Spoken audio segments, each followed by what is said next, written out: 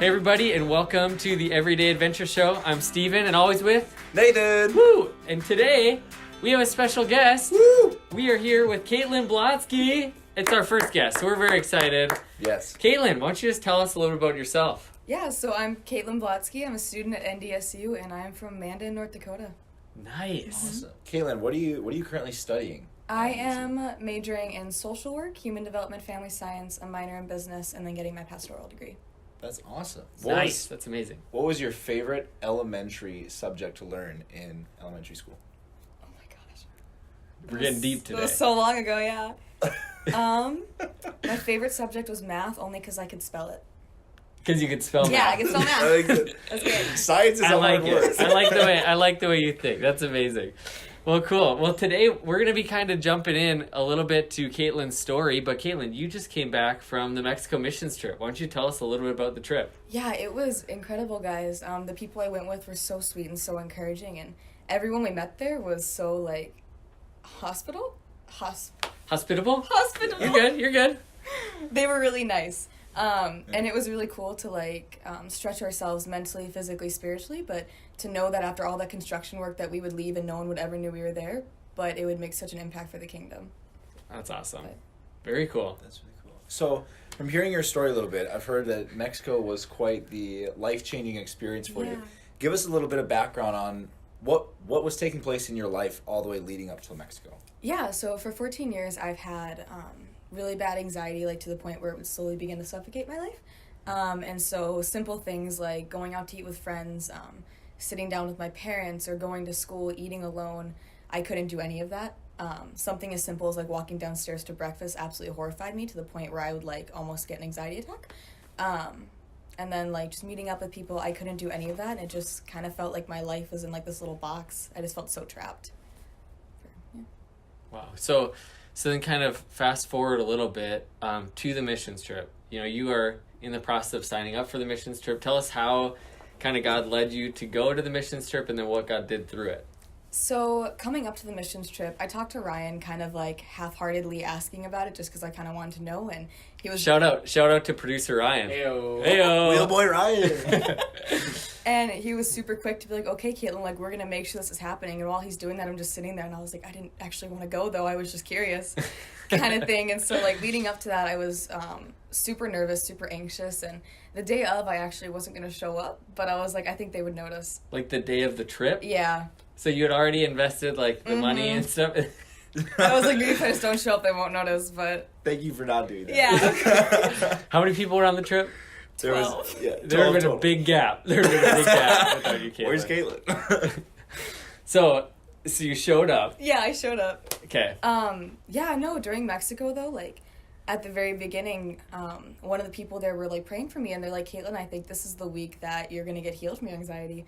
And at that point, I almost got upset because I was like, I've been fasting, pleading, praying for 14 years.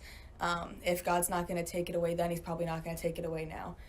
So that week, I just kind of forgot about what they talked about. And during the week, I noticed myself doing the stupidest little things that normally I could have never done. Like, Nathan walked in on me, like, on a ladder, and I've never done that before. And by the end of the day, I was on top of, like, this really big thing, like, painting the ceiling. So, like, little things like that, playing with the kids. I could have never done that before. Walking down to breakfast, I did that on Friday. And so it wasn't until we were, like, on the plane ride back that one of my teammates said, like, the greatest part about mission trips is you literally get to, like, leave things there. And so I took my anxiety and just threw it out the window, and it wasn't until I got home, like, woke up my own bed, I just heard, like, the stillest and smallest voice say, I took it, it's gone, 100% healed. Wow. It was so cool. That's amazing. So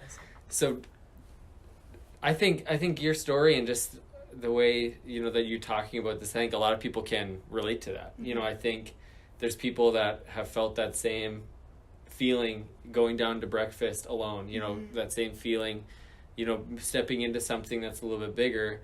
And last week on the show, we talked about the comfort zone, and we kind of have had this theme going on. So, like, tell us about that, how maybe before the trip, how stepping out of your comfort zone was compared to now that the anxiety is gone.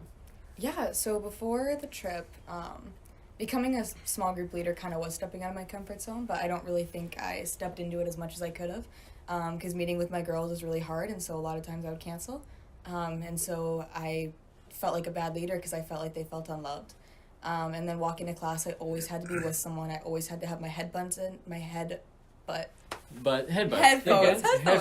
either one. You're good. Whatever works. I'd always have to have them in and have my head down, and it was just little things like that. I absolutely could not do it, and if God asked me to pray for someone or do something, I would do it, but not with a very happy heart, because I was just so nervous. And after having anxiety, like, I told Nathan, like, the day we got back, I planned, like, 8 one-on-ones in, like, 3 days. I was so excited. And it's been great. Like, God's challenged me to, like, have my headphones out when walking to class and just really look around and pray for the people that, like, I'm passing on campus. And it's been great being able to, like, sit with random people at lunch when God tells me to, and there's literally no more fear in that. And so this, like, 2 weeks we've been back, I've been stepping out in insane ways, and it's been so incredible to see how God moves. That's amazing. That's amazing. That's so cool. I feel like with that too, because some people, maybe stepping out of the comfort zone is just a practical thing, or it's just like a fear thing. Like I fear what people will think. I fear what I might not know the answer to a question.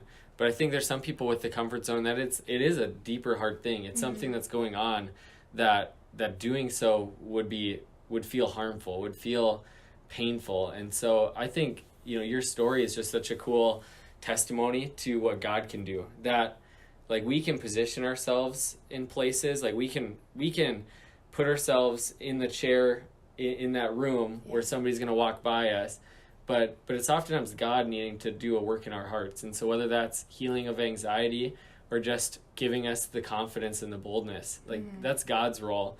Our role is to position ourselves to be in that place. And I think that's what you've done, because I think one of the cool things about your story, Katelyn, is that over the 14 years, I've known you for probably three of those years, but in those 3 years, you've put yourselves in places that God has been able to use you, and you've put yourself in places where God's going to get a hold of your heart. You never retreated, like, fully. Like, maybe there's moments where you feel like you retreated, but you never just, like, withdrew from God and said, if he can't do this, I'm not going to. But you stayed the course, and sometimes that's what God's calling us to do, is depend on him so much that we go through everything else trying to get over it, that we need him. So I think that's really neat. Absolutely. We're proud of you. Yeah. What were you going to say? I was going to say, so what would you say, what's the one piece of advice that you would give to people that are struggling through the same thing that you struggled through? Like, what's that one thing that might be able to give them that hope or that encouragement?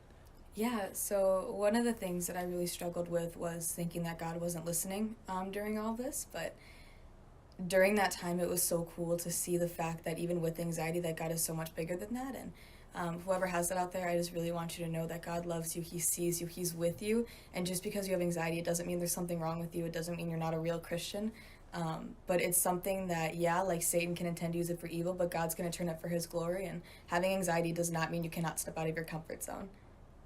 And you have people that are willing to fight with you. You have interns, pastors, students that are willing to battle this with you and help get you through it.